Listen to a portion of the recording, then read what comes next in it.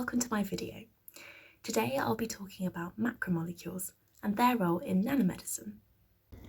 Specifically, I'll be discussing block copolymers and their applications in drug delivery for anti-cancer therapy. You may be familiar with polymers, long chains of small repeating units known as monomers joined together in polymerization reactions. But what are block copolymers? Well, these are polymer chains made up of different segments, or blocks, with each segment comprised of a different monomer. As a result, the polymer gains multiple functionalities arising from the different properties from the different blocks of monomers. We synthesize block copolymers by living anionic polymerizations. This is where a nucleophilic polymer extends the chain by chain growth polymerization when reacting with an electrophilic monomer. The chains are considered living because even when all the monomers are consumed, the end of the chain is still active and so can continue to react with any monomers that become available. This is advantageous as growth of the chain tends to be smooth, and this gives good control over chain length. It is the structure of block copolymers that allows for the formation of nanomedicines. When one block of monomers in a block copolymer has hydrophilic properties and the other has hydrophobic, the polymer can be described as amphiphilic and is able to self-assemble in an aqueous medium into structures known as micelles. Micelles arrange so that the hydrophobic groups form a core, whilst the hydrophilic groups orientate outwards to create what's called a corona, giving a spherical arrangement. Commonly, the hydrophobic portion is a polyester or polyamino acid. Examples include polyglycolic acid and polylactic acid. PEG, or polyethylene glycol, is frequently used as the hydrophilic section. These polymers are employed as they are biocompatible and biodegradable, making them beneficial for use in vivo. These micelles can act as nanocarriers to be used in drug delivery. Hydrophobic drugs can be incorporated into the micelles by a method known as direct dissolution. This is where both the polymer and the drug are dissolved in the same aqueous solvent, and the drugs aggregate at the hydrophobic core of the micelle during its formation. Other drug types can be loaded in similar ways, but an organic solvent may be required in addition to an aqueous one. So why are micelles the way forward in drug delivery? Well, many drugs, such as those administered in chemotherapy, have low water solubility due to their hydrophobic properties. The structure of micelles solves this issue. By shielding the hydrophobic drugs at their core, the hydrophilic corona means that the micelle is soluble in an aqueous environment.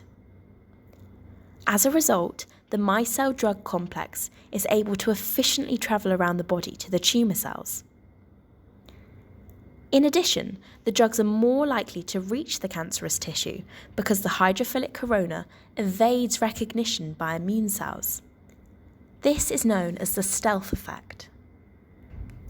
Micelles are also revolutionising anti-cancer therapies by reducing the toxicity of existing methods. Current chemotherapy causes nasty side effects because all rapidly dividing cells are targeted. This includes both healthy as well as cancerous tissues. However, nanomedicines increase the therapeutic efficacy of chemotherapy by targeting tumour cells only. This is possible because micelles can be stimuli responsive. The drugs are released when there is a specific pH or temperature associated with a tumour. For example, malignant tissues have a lower, more acidic pH due to their higher respiration rate than healthy cells. In this way, drug delivery is much more targeted and can reduce the side effects of cancer treatment. Nanomedicines also work well against cancer due to their small size and the ability that scientists have to control this feature.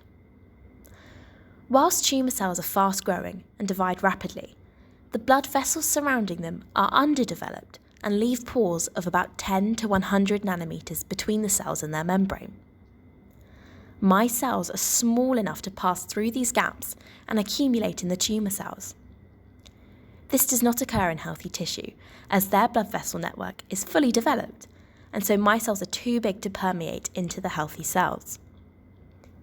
In addition, once the my cells reach a tumour, they are unable to drain away because the lymphatic system is defective in cancerous tissues. As a result, the drugs amass in the tumour, and this is called the EPR, or Enhanced Permeation and Retention Effect. It is effects such as these that allow higher doses of anti-cancer drugs to be administered without adverse effects. One study showed that the maximum tolerated dose of paclitaxel, a drug used in the treatment of breast cancer, was increased by 3 times when delivered in combination with my cells. Whilst we have seen many benefits to nanomedicine, one drawback is the cost. Nanomedicine is significantly more expensive to manufacture than standard drugs. As such, economically rich countries may have more access to nanomedicines, and this challenge will need to be overcome to ensure fair, ethical, widespread availability. As we've seen, anti-cancer therapy has been significantly improved by nanomedicine, all due to the structure and the size of the micelles, enabling better solubility of drugs in the body, lower toxicity, and enhanced specificity of drug action. The future of nanomedicine is promising, and it's exciting that its applications are now extending to vascular, neurological, and respiratory diseases, not just cancer. Thank you so much for watching.